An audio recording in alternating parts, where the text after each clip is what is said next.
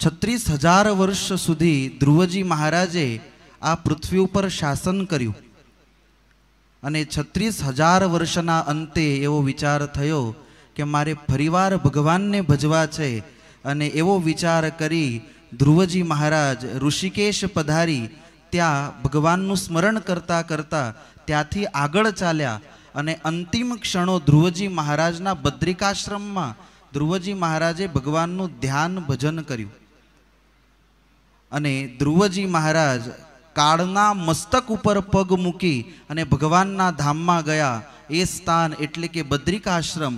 એ બદ્રિકાશ્રમનો મહિમા મારે 20 મિનિટ સુધી જ્યારે ગાન કરવાનો છે. સ્કંદ પુરાણની અંદર ભગવાન વેદ વ્યાસજીએ એક સરસ મજાનો શ્લોક લખ્યો છે. બહુની સંતિ તીર્થાની દિવી ભૂમૌ રસાતલે બદરી સદૃશમ તીર્થ ન ભૂતો ન ભવિષ્યતિ. સ્વર્ગની અંદર, આ પૃથ્વી ઉપર અને પાતાળમાં આ ત્રણેય જગ્યાએ ઘણા બધા તીર્થો છે, પણ આ બધા જ તીર્થોમાં સર્વશ્રેષ્ઠ જો કોઈ તીર્થ હોય તો એ છે બદ્રિકાશ્રમ. એના જેવું બીજું એકેય તીર્થ નથી. અને ત્યાં આ ભરતખંડના રાજા શ્રી નરનારાયણ દેવ ભક્તોના અર્થે કાયમ તપ કરી રહ્યા છે. ભગવાન સ્વામિનારાયણ એમને પણ ભગવાન નરનારાયણ દેવ વિશે અતિ પ્રેમ હતો. મહારાજે વચનામૃતની અંદર ઘણી બધી જગ્યાએ નરનારાયણ દેવના સમ ખાધા છે. પ્રથમ 2 મંદિર બનાવ્યા. એ 2 મંદિરની અંદર નરનારાયણ દેવોની સ્થાપના કરી અને એ બદ્રિકાશ્રમ ધામમાં પ્રત્યક્ષ જે નરનારાયણ દેવ વિરાજમાન છે, એ બદ્રિકાશ્રમનો કેટલો મહિમા છે, જે મહિમા આપણે સાંભળવાના છે. જે મહિમા સાંભળતાની સાથે જ બધા પાપ નષ્ટ થઈ જાય અને કલીના બધા જ દોષ નષ્ટ થઈ જાય અને મુક્તિને આપનારો બદ્રિકાશ્રમનો મહિમા છે. બીજા તીર્થમાં જઈને હજારો વર્ષ સુધી કોઈ મનુષ્ય તપ કરે,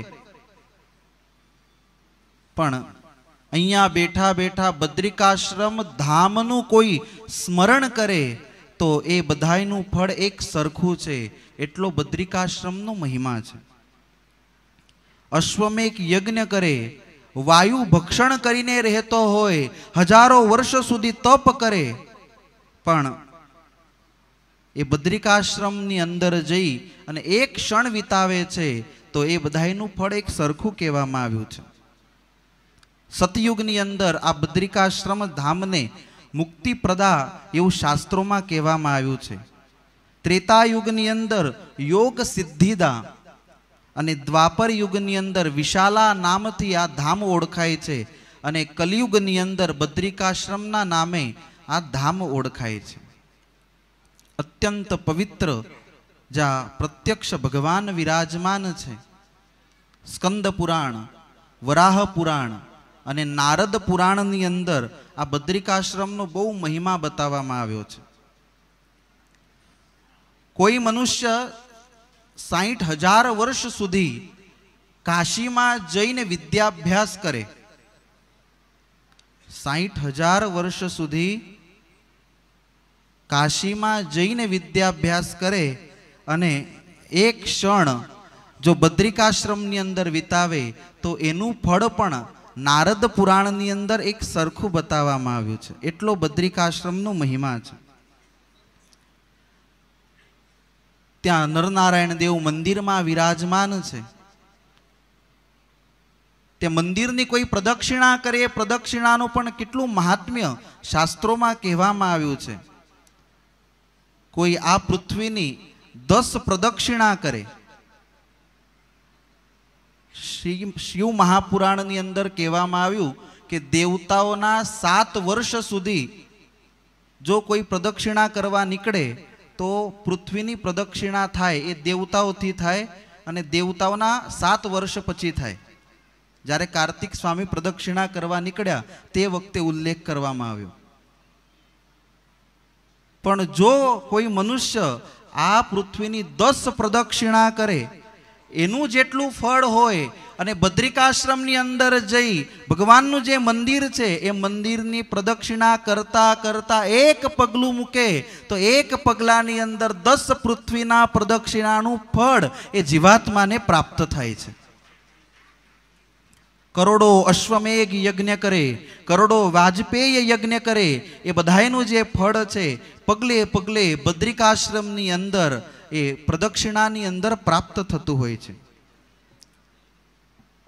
તપ સમાધિ જેટલું પણ આપણે કરીએ છીએ એ બધાયનું ફળ છે કે બદ્રિકાશ્રમની અંદર તમે જઈ એક વખત ત્યાં દર્શન કરો એટલે આ બધું જ ફળ એની અંદર પ્રાપ્ત થાય. નારદ પુરાણની અંદર એમ બતાવવામાં આવ્યું કે જેને પ્રત્યક્ષ આ પૃથ્વી ઉપર ભગવાનના દર્શન કરવા હોય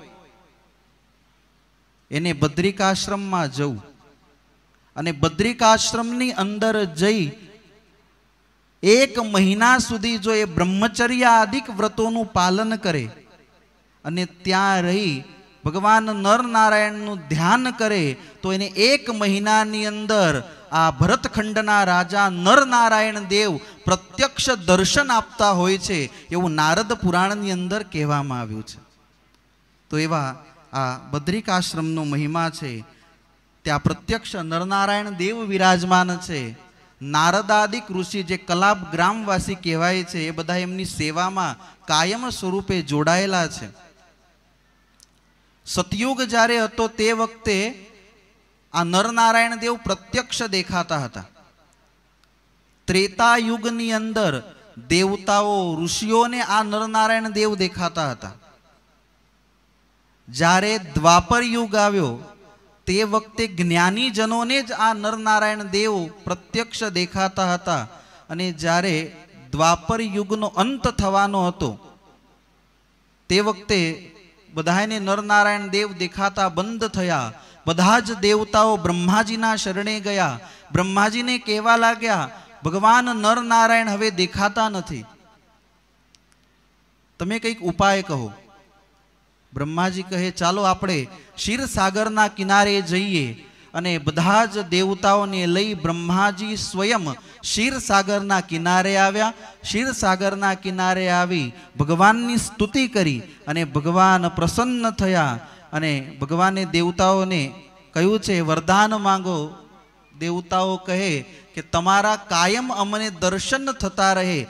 દ્વાપર યુગ સુધી તમારા દર્શન અમને થતા હતા, હવે દર્શન થતા નથી, તો એવી કંઈક વ્યવસ્થા કરો.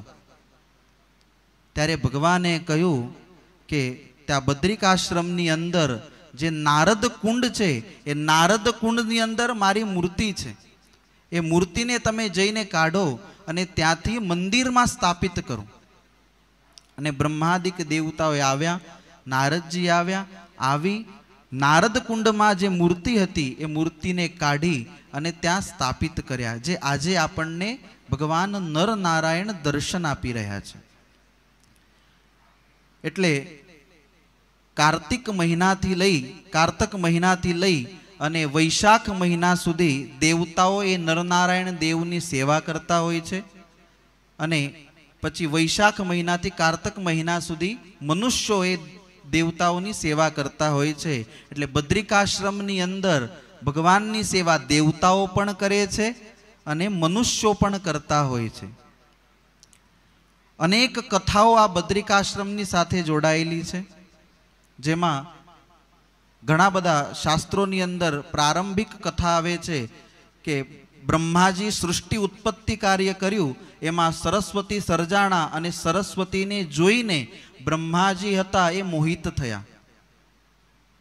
અને તે પછી એ મોહિત થયેલા બ્રહ્માજી ઉપર ભગવાન શિવ ક્રોધિત થયા અને જે 5મું મુખ હતું બ્રહ્માજીનું એ 5મું મુખ કાપી નાખ્યું, 5 ટુકડા કર્યા. તેમની પાછળ બ્રહ્મ હત્યા દોડવા લાગી. બ્રહ્મ હત્યા દોડે છે એટલે ભગવાન શિવ પણ એ બ્રહ્મ હત્યાથી છૂટવા માટે હજારો તીર્થની અંદર ફરવા લાગ્યા અને હાથમાં કપાલ લઈ અને સર્વત્ર ભ્રમણ કરી રહ્યા હતા. એમાં બદ્રિકાશ્રમની અંદર આવ્યા અને બદ્રિકાશ્રમની અંદર આવતાની સાથે જ એ હાથમાં જે કપાલ હતું એ નીચે પડી ગયું અને ભગવાન પ્રસન્ન થઈને કહ્યું કે હવે તમારી જે બ્રહ્મ હત્યા હતી એ નષ્ટ થઈ. અને એની અંદર સ્કંદ પુરાણની અંદર કાર્તિક સ્વામીને ભગવાન શિવ મહિમા બતાવતા એમ કહે છે કે ત્યાર પછી મેં પણ એ બદ્રીવનની અંદર નિવાસ કર્યો છે. એ જે આપણે કેદારનાથ જઈએ છીએ બધું બદ્રીવન કહેવાય છે. અને ત્યાં હું કાયમ સ્વરૂપે નિવાસ કરીને રહ્યો છું. કાયમ સ્વરૂપે ભગવાન સદાશિવનો અંશ ત્યાં નિવાસ કરીને રહ્યો છે. અને એ જે ધામ છે ત્યાં કપાલ તીર્થ પણ તૈયાર થયું. ત્યાં પછી ત્યાં આગળના ભાગની અંદર અગ્નિકુંડ છે. એ અગ્નિકુંડનું પણ બહુ મહાત્મ્ય બતાવવામાં આવ્યું. એના જેવું બીજું તીર્થ નથી એવું પણ શાસ્ત્રની અંદર કહેવામાં આવ્યું છે. કથા શિવ મહાપુરાણની સાથે કનેક્ટ થાય છે. જ્યારે ભગવાન શિવ અને માતા પાર્વતીને લાખ વર્ષ સુધી સંતાન પ્રાપ્તિ ન થઈ ત્યારે દેવતાઓ રડતા રડતા ભગવાનની પાસે આવ્યા. અને તે વખતે ભગવાન શિવ બહાર આવ્યા અને એમની શક્તિ ખલિત થઈ અને અગ્નિએ પાન કરી. અને અગ્નિ પાન કર્યા પછી એમને શરીરે બળવા લાગ્યું. બધે પ્રયત્ન કરવા લાગ્યા ક્યાં જવું. છેલ્લે ભગવાન વેદવ્યાસજી પાસે આવ્યા. વેદવ્યાસજીને પૂછ્યું કે આ મારું શરીર બળે છે એને શાંત કરવા માટે મારે ક્યાં જવું. મને પાર્વતીજીએ શાપ આપ્યો છે કે તું ગમે ભક્ષણ કરીશ. હું ગમે ભક્ષણ કરું તો એ ભક્ષણ કર્યા પછી જે પાપ થાય છે એ પાપનું નિવારણ કરવા માટે હું ક્યાં જઉં. ત્યારે ભગવાન વેદવ્યાસજી એમ કહ્યું તું બદ્રિકાશ્રમની અંદર જા. અને અગ્નિદેવ હતા એ બદ્રિકાશ્રમની અંદર આવ્યા. ત્યાં આવી અને બદ્રિકાશ્રમની અંદર ભગવાનની તપશ્ચર્યા કરવા લાગ્યા. ભગવાન પ્રસન્ન થયા અને ભગવાને પ્રસન્ન થઈને કહ્યું છે કે હવે પછી તમે જે અશુભ શુભ ગ્રહણ કરશો એનું તમને પાપ લાગશે નહીં. અને હવે આજ પછી તમે અહીંયા કાયમ નિવાસ કરીને રહો. અને ત્યાર પછી ભગવાન અગ્નિ પણ ત્યાં નિવાસ કરીને રહ્યા. જે ગરમ કુંડ છે એ ભગવાન અગ્નિ નારાયણ છે. નારદ પુરાણની અંદર બતાવવામાં આવ્યું કે જે અશુદ્ધ સુવર્ણ જેમ અગ્નિમાં નાખવાથી શુદ્ધ થઈ જાય છે એમ કોઈ ગમે એવો પાપી જીવ હોય અને એ જો ત્યાં જઈને અગ્નિકુંડમાં સ્નાન કરે તો એના બધા જ પાપક નષ્ટ થઈ જાય છે. એવો પવિત્ર તે અગ્નિકુંડ છે. ઘણું બધું મહાત્મ્ય એ અગ્નિકુંડનું બતાવવામાં આવ્યું છે. એમ કહેવામાં આવ્યું કે કુશથી કેતા દર્ભના અણીથી કોઈ મનુષ્ય જલપાન કર્યા કરે. દર્ભની અણી કેટલી હોય? હાવ નાનકડી. તો એ દર્ભના અણીથી કોઈ 3 વર્ષો સુધી જલપાન કરે અને ભગવાનનું તપ કરતો રહે છતાં પણ એની ઉપર ભગવાન પ્રસન્ન ન થાય. પણ એ જ મનુષ્યો જો એક વખત જઈ અને અગ્નિકુંડમાં સ્નાન કરે તો એના બધા જ પાપ નષ્ટ થઈ જાય. એવું ત્યાં અગ્નિકુંડ વિરાજમાન છે. કરોડો કૃચ્છ વ્રતનું ફળ આપનારું છે. એ કુંડના કિનારે કોઈ એક બ્રાહ્મણને જમાડે તો એના કુળમાં કોઈ દિવસ ગરીબી આવતી નથી. એવું પવિત્ર એ ધામ છે. અને ત્યાં જઈને કોઈ ઉપવાસ કરે અને એનો જો દેહ ત્યાં પડી જાય તો એને કોઈ દિવસ માતાના ગર્ભમાં આવવું પડતું નથી. એવું ત્યાં અગ્નિકુંડ છે. તે પછી ઘણું બધું મહાત્મ્ય, ઘણા બધા તીર્થો છે, પણ મુખ્ય 5 શિલાઓ ત્યાં છે. એ 5 શિલાઓની વાત કરી અને મારી વાણીને વિરામ આપીશ. એમાં સૌથી પહેલી જે શિલા છે એ છે નારદ શિલા. અલકનંદાની અંદર નારદ શિલાના દર્શન થાય.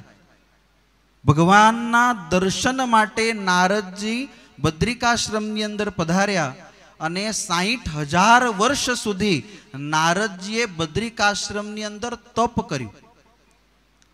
60,000 વર્ષ પછી ભગવાન પ્રસન્ન થયા. ભગવાન કહે માંગો નારદજી. અને નારદજીએ બહુ સરસ માંગ્યું. જેમ આજે વક્તાશ્રીએ કથામાં કહ્યું તમારી મૂર્તિ વિના, એમ નારદજીએ માંગ્યું કે કાયમ મારું મન તમારામાં રહે અને નિશ્ચલ ભક્તિનું વરદાન તમે મને આપો. પહેલું વરદાન માંગ્યું. બીજું વરદાન માંગ્યું આ સ્થાનમાં કાયમ તમે નિવાસ કરીને રહો.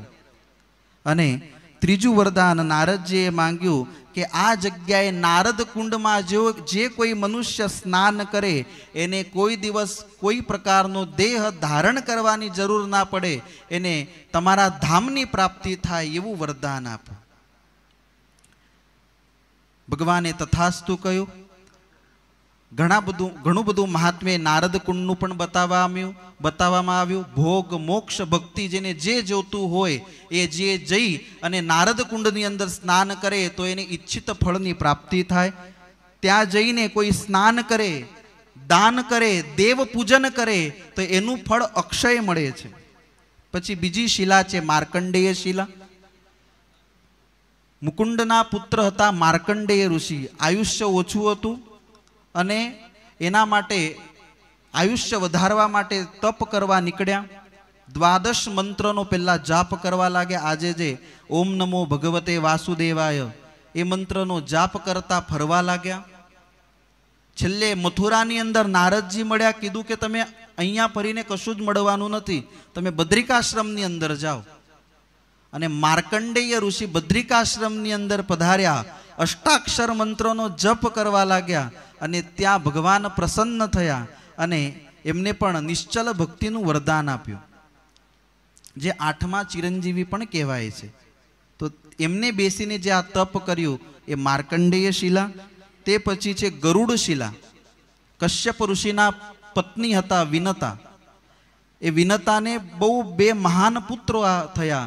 એમાં એક જે અરુણ કહેવાણા અને બીજા હતા ગરુડજી. ભગવાન સૂર્યનારાયણના જે સારથી છે એ અરુણ છે. ગરુડજી હતા, એમને તપ કર્યું, ભગવાનને પ્રસન્ન કર્યા. જે જગ્યાએ બેસીને 3000 વર્ષ સુધી ગરુડજીએ તપ કર્યું અને ભગવાન પ્રસન્ન થયા અને પોતાના વાહન સ્વરૂપે ગરુડજીને સ્વીકાર્યા, એ સ્થાન એટલે કે ગરુડ શિલા. અને ચોથી શિલા છે વારાહી શિલા.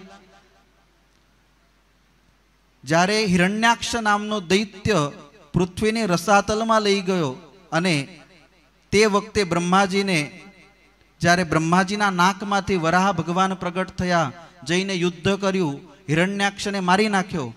અને છેલ્લે હિરણ્યાક્ષને મારીને તે વખતે ભગવાન વરાહ નારાયણ હતા, એ આવી અને બદ્રિકાશ્રમની અંદર યોગ સાધના કરવા લાગ્યા. અને જ્યાં બેસીને ભગવાન વરાહે યોગ સાધના કરી એ સ્થાન છે વરાહશિલા. અને ત્યાં જઈને કોઈ મનુષ્ય એકાગ્ર ચિત્તથી ભજન કરે, તપ કરે તો એનું મહાત્મ્ય ભગવાન વેદ વ્યાસજી એમ લખે છે કે એને દિવ્ય દ્રષ્ટિ પ્રાપ્ત થાય છે. એને આજે શું થઈ રહ્યું છે, ભવિષ્યમાં શું થશે, એ બધું જ એને જ્ઞાન પ્રાપ્ત થઈ જાય ત્યાં જઈને જો એ તપ કરે તો. બીજું એમ કહેવામાં આવ્યું કે ત્યાં જઈને એ તપ કરે, જપ કરે તો એના વચન સિદ્ધિનું એને વરદાન પ્રાપ્ત થતું હોય છે. એ બોલે એ સત્ય થતું હોય છે, એવી વચન સિદ્ધિ એના વાણીમાં આવતી હોય છે. એવું મહાત્મ્ય એ વારાહ શિલાનું છે. ત્યાં જઈને કોઈ સ્નાન કરે તો એની ક્યારેય દુર્ગતિ થતી નથી, એવું એનું મહાત્મ્ય છે. અને 5મી શિલા છે નારસિંહ શિલા. ત્યાં હિરણ્યકશ્યપુને ભગવાન નૃસિંહે માર્યા અને ત્યાં જઈને વિશ્રામ કર્યો. ભગવાન ત્યાં જળ ક્રીડા કરતા એ સ્થાન એટલે કે નારસિંહ શિલા છે. અને ભગવાન શિવની જે મેં કથા કહી, એ ભગવાન શિવનું જે આ કપાલ જે હાથમાં હતું એ પડ્યું, એનું પણ ઘણું મહાત્મ્ય છે. ત્યાં જઈને કોઈ સ્નાન કરે છે, એને બ્રહ્મ હત્યા જેવું પાપ હોય તો એ પણ નષ્ટ થઈ જાય છે. ત્યાં જઈને કોઈ પિતૃ તર્પણ કરે તો એના નર્કની અંદર પિતૃઓ ગયા હોય તો એ ભગવાનના ધામમાં પિતૃઓ જાય. પિતૃ તર્પણ માટે શાસ્ત્રોમાં સર્વોત્તમ સ્થાન એ ગયાજીને બતાવવામાં આવ્યું છે. પણ નારદ પુરાણની અંદર એમ કહેવામાં આવ્યું કે ગયાજી કરતા પણ 8 ગણું ફળ આ જગ્યાએ કેતા કપાલ તીર્થની અંદર તર્પણ કરવાથી એ જીવાત્માને પ્રાપ્ત થાય છે. માટે ગયાજી કરતા 8 ગણું ફળ એ તીર્થમાં મળે છે. બ્રહ્મ તીર્થ છે, બ્રહ્માજીના મુખમાંથી વેદ ચોરાઈને એ મધુ અને કૈટલ લઈ ગયા હતા અને ભગવાને જેમનો નાશ કર્યો અને બ્રહ્માજીએ જ્યાં ભગવાનને પ્રસન્ન કરવા માટે તપ કર્યું એ બ્રહ્મકુંડનો પણ ઘણો મહિમા છે. ત્યાં માણા ગામ છે. ભગવાન પ્રત્યક્ષ ત્યાં વિરાજમાન છે. ભગવાન સ્વામિનારાયણે ગરઢા પ્રથમના 72મા વચનામૃતમાં, સારંગપુરના 16મા વચનામૃતમાં પણ નરનારાયણ દેવની વાત કરી છે. ભગવાને કહ્યું કે આ પૃથ્વી ઉપર કોઈ નૈષ્ટિક બ્રહ્મચારી નથી, એક નરનારાયણ દેવ છે અને એમનું ભજન કરતાં કરતાં આપણે પણ થઈશું એવી ગોપાળાનંદ સ્વામીને વાત કરી. ભગવાને નરનારાયણ દેવ અત્યંત પ્રિય હતા અને બદ્રિકાશ્રમમાંથી જ આપણા ભગવાન સ્વામિનારાયણનું પ્રગટનું કારણ એ થયું.